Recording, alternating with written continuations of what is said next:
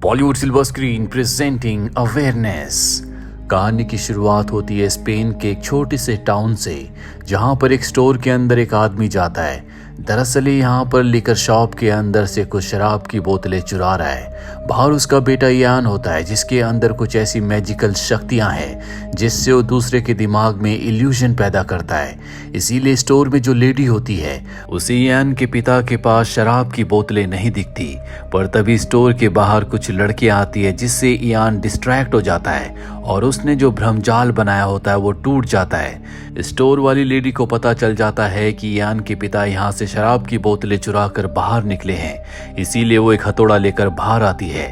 यान समझ जाता है कि इसे सब कुछ पता चल चुका है, इसीलिए एक बार फिर से वो भ्रमजाल बनाता है और उस लेडी को दिखता है कि यान के हाथ में एक गन है। यान उस लेडी से कहता है कि आगे मत बढ़ना वरना मैं गोली चला दूंगा, पर वो आगे बढ़ती है, जिसके बाद यान उसे गोली मार देता है। वो लेडी वहीं पर गिर जाती है और तभी यान के पिता गाड़ी में उसे लेकर यहाँ से भाग जाते हैं। अब यहाँ पर पुलिस आ जाती है और उस लेडी को उठाते हैं। वो लेडी देखती है कि उसे कोई गोली नहीं लगी।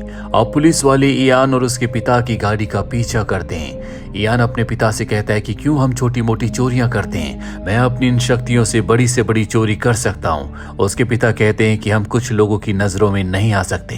और अब पुलिस जो इनका पीछा कर रही होती है इनकी गाड़ी तक पहुंचने वाली होती है कि तभी यान एक बार फिर से जादू करता है। पुलिस वालों को भ्रम हो जाता है कि उनके आसपास बर्फ का एक बहुत बड़ा तूफान आया है, जिससे उनकी गाड़ी डैमेज हो रही है। वो अपनी गाड़ी को कंट्रोल नहीं कर पाते और उनकी गाड़ी पलट जाती है और एक गैस स्टेशन पर जाकर रुकती है। पुलिस वाले जब बाहर आते हैं तो सब कुछ नॉर्मल होता है। अब ये बात चारों तरफ फैल जाती है। डॉक्टर एड्रियाना को भी ये बात पता चलती है, जिसके बाद वो इयान और उसके पिता की खोज में निकल पड़ती है। वहीं इयान और उसके पिता को दिखाया जाता है। इयान रात को सो रहा होता है, तभी उसे सपना आता है जिसमें वो देखता है कि वो उसकी मॉम के पास है। उस वक्त जब वो बहुत छोटा था तभी उसकी मॉम जोर से चिल्लाती है। इयान की आंख खुल जाती है।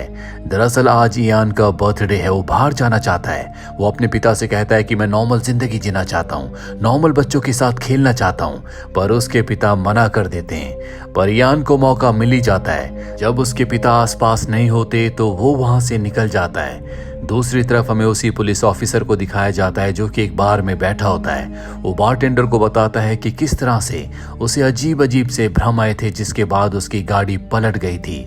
यहाँ बार में एक आदमी बैठा होता है जो उसकी बातें सुन रहा होता है और तभी वो अपनी गर्दन हिलाता है, जिससे पुलिस वाला वहीं पर बेहोश हो जाता है। इसे लोग परसेप्टर कहते हैं। इसके अंदर भी इयान की तरह ताकतें हैं। वहीं एड्रियन को दिखाया जाता है जो उस जगह अपने लोगों के साथ पहुंच जाती है जहां पर इयान और उसके पिता हैं। वो अंदर जाते हैं जहां पर ये इयान के पिता को पकड़ लेते हैं। इयान के पिता और एड्रियन पहले से एक दूसरे को जानते हैं, क्योंकि जिस डिपार्टमेंट के लिए एड्रियन काम करती है इयान के पिता भी पहले उसी डिपार्टमेंट के लिए काम किया करते थे, लेकिन अब वो इस डिपार्टमेंट से पूरी तरह से अलग है।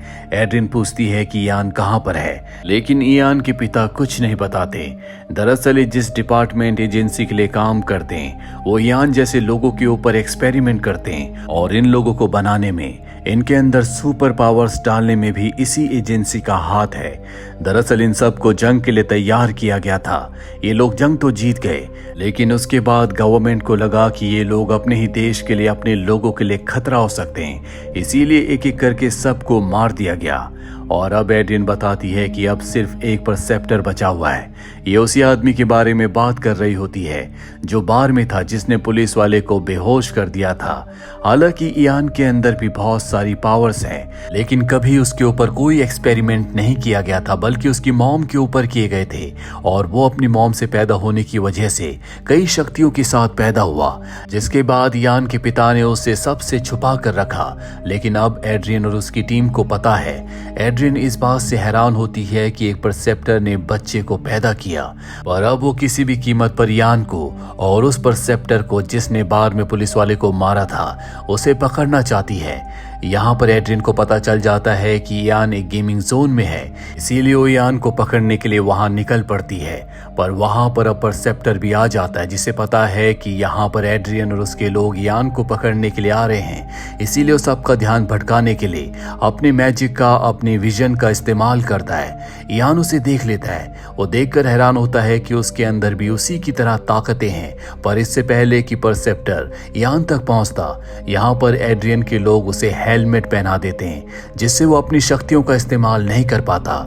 लेकिन हेलमेट पहनने के बाद भी वो उनसे बहुत देर तक लड़ता रहता है। और ठीक इसी वक्त एड्रियन इयान को अपने साथ यहाँ से ले जाती है और उसे हेलमेट पहनाकर उसका ब्लड सैंपल ले लेती है, जिसके बाद वो उसे उस जगह ले जाती है जहाँ पर सबको म्यूटेंट बनाया गया था, यानी कि सबके अंदर ताकतें डाली गई थी। इस डिपार्टमेंट का नाम होता है अवेयरनेस। और अब वो इयान को बताती है कि गेमिंग जोन में जिस परसेप्टर को तुमने देखा था, वो चाहता है कि तुम उसके साथ काम करो। अगर तुमने उसके साथ काम नहीं किया, उसका साथ नहीं दिया, तो वो तुम्हें मार देगा। और मैं चाहती हूँ कि तुम हमारा साथ दो। हमारे ब्लड में जो तुम्हारी शक्ति है, मैं चाहती हूँ कि उसका फॉर्मूला हमें मिल जाए, ताकि हम कभी भी तुम्हें डीएक्टिवेट या एक्टिवेट कर सकें। इसके बाद वो इयान से कहती है कि तुम एक इंसान बनाकर दिखाओ। इयान कहता है कि ये मेरे लिए मुमकिन नहीं है। मैंने कई बार कोशिश की, लेकिन मैं कभी किसी इंसान को नहीं बना पाया। इसके बाद वो कहती है कि तुम समंदर का किनारा बनाओ। वो अपनी शक्तियों को इस्तेमाल करना चाहता है, लेकिन चाहकर भी वो समंदर का किनारा नहीं बना पाता। इसके बाद एड्रियन कहती है कि शायद तुम्हें अपनी शक्तियों के बारे में अंदाजा नहीं है। तुम्हें अपनी फीलिंग्स को कंट्रोल करना होगा। अपने इमोशंस के साथ तुम कुछ भी कर सकते हो। इसके बाद वो इयान को उसकी मॉम की फोटो दिखाती है, जिससे वो बहुत ज्यादा इमोशनल हो जाता है। और अब वो अपनी इमोशंस की शक्ति से उसे समंदर के किनारे का भ्रमजाल दिखाता है, जहाँ उसके चारों तरफ एक फ्लाई भी उड़ रही होती है। वो कहती है कि बहुत खूब, मैं चाहती हूँ कि तुम मुझे असली दुनिया में ले जाओ, और साथ ही इस फ्लाई को भी, जिसे सिर्फ मैं देख पाऊँ। लेकिन इयान कहता है कि ऐसा करने से पहले मैं अपने पिता से मिलना चाहता हूँ। जिसके बाद वो उसे उसके पिता के पास ले जाती है, जो कि बेहोश होते हैं। वो बताती है कि ये तुम्हारे पिता नहीं है, बल्कि तुम्हें चुरा कर लैब से ले गए थे। इयान कहता है कि तुम झूठ बोल रही हो। वो कहती है कि तुम्हारे पास किसी के भी दिमाग को पढ़ने की शक्ति है, क्यों ना तुम अपने पिता के दिमाग को पढ़ो। और इसके बाद वो अपने पिता के दिमाग के अंदर झांक कर देखता है, जिसमें वो देखता है कि कई साल पहले उसके पिता इसी लैब में काम किया करते थे। वो एड्रियन के साथ थे। उसकी मॉम भी यहाँ पर थी, जिसके ऊपर एक्सपेरिमेंट करके उसे परसेप्टर बनाया गया था, यानी कि उसकी मॉम के अंदर बहुत सारी शक्तियां थी। लेकिन एक दिन अचानक से इयान की मॉम यहाँ से गायब हो गई, जिसके बाद इयान के पिता, यानी कि उस लैब में काम करने वाला वो आदमी जिसे आज तक इयान अपना पिता समझ रहा था, वो इयान को लेकर यहाँ से भाग जाता है। एड्रियन इयान को बताती है कि आज तक इस इंसान ने तुम्हें धोखा दिया है, ये तुम्हारा पिता नहीं है। हो सकता है कि तुम्हारी मॉम अब भी जिंदा हो। इसके बाद एड्रियन वहां से चली जाती है। वो अपने लोगों से कहती है कि एड्रियन अगर अपनी तीसरी शक्ति को इस्तेमाल करना सीख जाए, तो हम अपने दुश्मनों को, यानी कि उस गैंग को जिसका लीडर वो परसेप्टर है, उन सबको खत्म कर सकते हैं। वहीं इसी एजेंसी में एक लड़की काम करती है, जो इयान के पास आती है और कहती है कि यहाँ पर एजेंसी में तुम्हारे ऊपर बहुत सारे एक्सपेरिमेंट किए जाएंगे, तुम्हें यहाँ से भाग जाना चाहिए, मैं तुम्हारा इसमें साथ दूंगी। इयान उसकी बात मान जाता है और अब इयान अपने पिता के साथ उस लड़की की मदद से, जो कि बहुत अच्छी फाइटर होती है, यहाँ से भागने में कामयाब हो जाता है।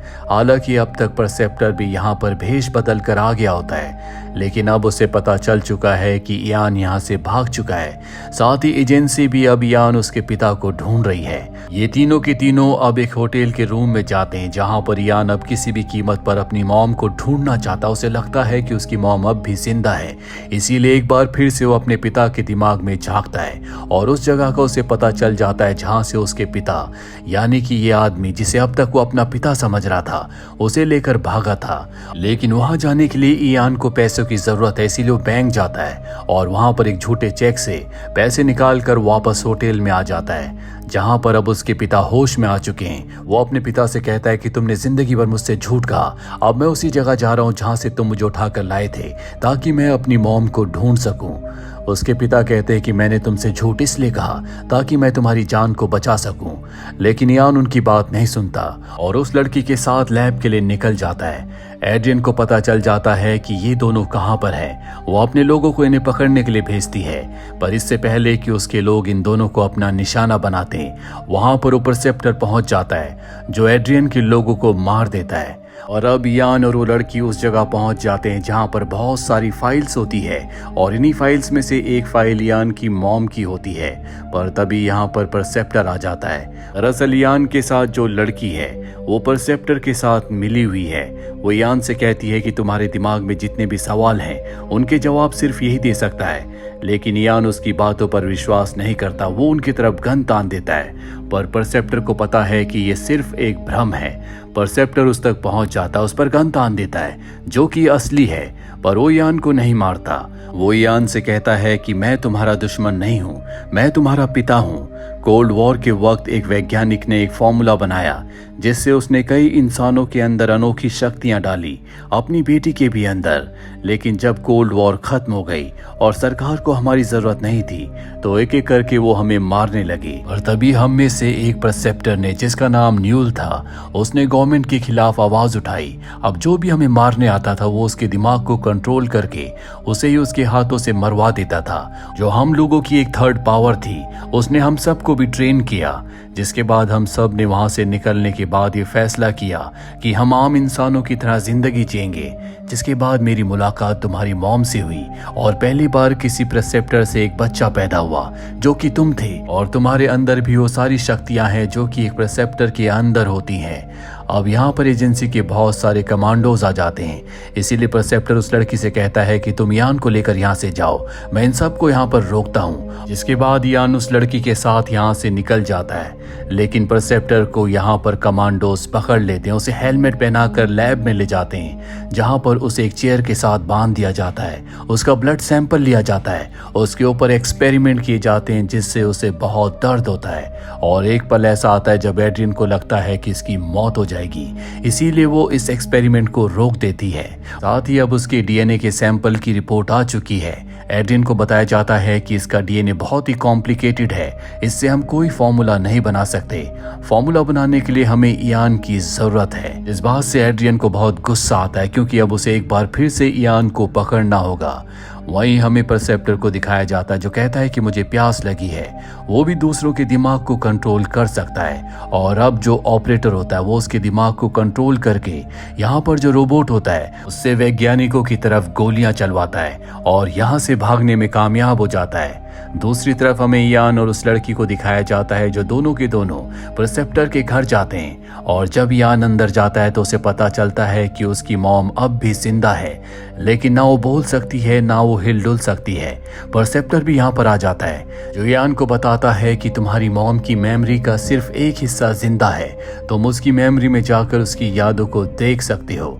और इसके बाद यान अपनी मॉम की यादों में उसकी मेमोरी में जाता है। वो देखता है कि जब वो छोटा था तो किस तरह से उसकी मॉम को टॉर्चर किया गया था।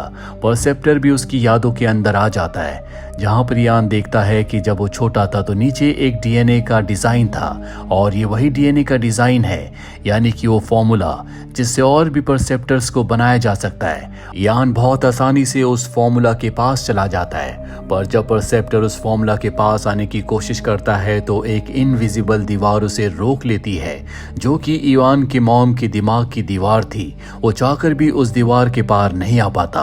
वो बहुत कोशिश करता है, और जैसे जैसे वो उस इनविजिबल दीवार पर मार रहा होता है यान की मॉम के सर पर बहुत दर्द हो रहा होता है। जिसके बाद ये यान की मॉम की यादों से बाहर आ जाते हैं और अब यान की मॉम की मृत्यु हो जाती है।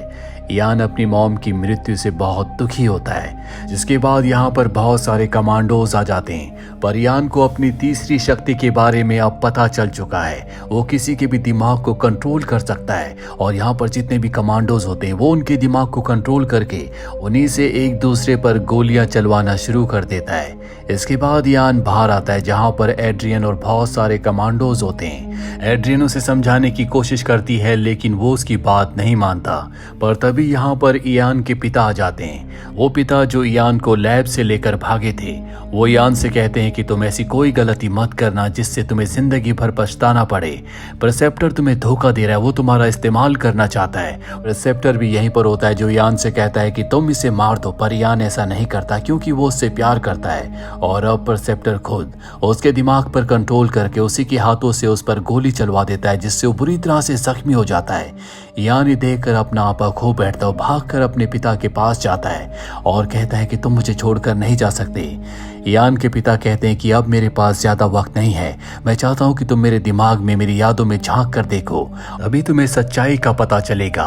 और इसके बाद इयान उसकी यादों में जाता है, जहां पर वो देखता है कि खुद इयान की मॉम ने उसे कहा था कि इयान को यहाँ से लेकर जाओ क्योंकि वो तुम्हारे साथ ही सुरक्षित रह सकता है, हर कोई उसका इस्तेमाल करना चाहेगा। और अब इयान उसकी यादों में बहुत सारे पल देखता है जो कि उसने उसके साथ बिताए थे।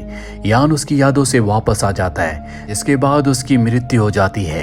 इयान अब उसे पिता कहकर बुलाता है क्योंकि इयान को अब पता है कि कभी उसने उसे धोखा नहीं दिया, बल्कि उसी की मॉम के कहने पर वो उसे लेकर गया था। अब वो किसी भी कीमत पर परसेप्टर को मारना चाहता है क्योंकि उसने उसके पिता को मारा है। हालांकि वो उसके असली पिता नहीं थे, लेकिन उसने उनसे एक पिता की तरह ही प्यार किया था। और अब वो गन लेकर परसेप्टर को मारने के लिए एक पार्टी में जाता है। वो अपनी शक्ति से यहाँ पर सभी लोगों को सुला देता है, लेकिन परसेप्टर ने उस लड़की को जो इयान को उस लैब से लेकर भागी थी गन पॉइंट पर ले रखा होता है। इयान अपनी शक्तियों का इस्तेमाल करता है, साथ ही परसेप्टर भी अपनी शक्तियों का इस्तेमाल करता है। परसेप्टर के अंदर बहुत शक्तियां हैं, जिससे यहाँ पर जितने भी लोग बेहोश हुए थे वो उन्हीं लोगों को होश में लाकर इयान के ऊपर हमला करवाता है। एक आदमी इयान को पकड़ लेता है और इससे पहले कि वो इयान को मारता, यहाँ पर एड्रियन आ जाती है जो उस आदमी के सर पर गोली मार देती है। और अब इयान परसेप्टर से कहता है कि तुम इस लड़की को छोड़ दो। एड्रियन कहती है कि यहाँ पर कोई लड़की नहीं है, वो तुम्हारे दिमाग से खेल रहा है। जिसके बाद उसे एहसास होता है कि कभी कोई लड़की थी नहीं, वो खुद अकेला उस फैसिलिटी से, उस लैब से भागा था। दरअसल परसेप्टर ने उसके दिमाग में एक इमेज को क्रिएट किया था और उसे हमेशा ऐसा लग रहा था कि उसके साथ कोई लड़की है, पर उसके साथ कभी कोई लड़की नहीं थी। वो सब कुछ अकेला ही कर रहा था। और अब भी उसे वो लड़की दिख रही होती है जो इयान से कहती है कि गोली मत चलाना, मैं तुमसे बहुत प्यार करती हूँ, मैं तुम्हारे साथ रहना चाहती हूँ। लेकिन इयान को पता है कि सामने कोई लड़की नहीं है, बल्कि वो परसेप्टर है, इसीलिए वो गोली चला देता है और गोली उस लड़की के आर पार हो जाती है। गोली उस लड़की को नहीं लगती बल्कि परसेप्टर को लगती है। परसेप्टर मारा जाता है, जिसके बाद वो लड़की इयान के पास आती है जो असल में है ही नहीं, लेकिन अब भी इयान ने अपनी दिमाग की शक्ति से उसे जिंदा रखा होता है क्योंकि इयान उसे बहुत पसंद करता है। वो लड़की इयान के गले लग जाती है। कुछ वक्त के बाद इयान अपनी मॉम और अपनी डैड की ग्रेव पर जाता है, जहां पर एड्रियाना भी आती है और कहती है कि अब तुम्हें चुनना होगा, तुम हमारे साथ हो या दुश्मनों के जो पूरी दुनिया के लिए खतरा है। इयान कहता है कि मैं किसी के साथ नहीं हूँ और वो अपनी गाड़ी में बैठ जाता है, जहां पर वो लड़की भी होती है जिसे उसने अब तक अपनी इमेजिनेशन में, अपनी यादों में जिंदा रखा है। एड्रियन के पास एक एजेंट आता है। एड्रियन पूछती है कि अब हमें क्या करना है, लेकिन सच में एड्रियन के पास कोई नहीं होता, जिसका मतलब ये है कि ये सब इयान ने किया है ताकि वो उस पर नजर रख सके कि उसका अगला कदम क्या होगा। इसी के साथ ये फिल्म, ये कहानी यहीं पर खत्म हो जाती है। उम्मीद करते हैं कि ये कहानी आपको पसंद आई होगी।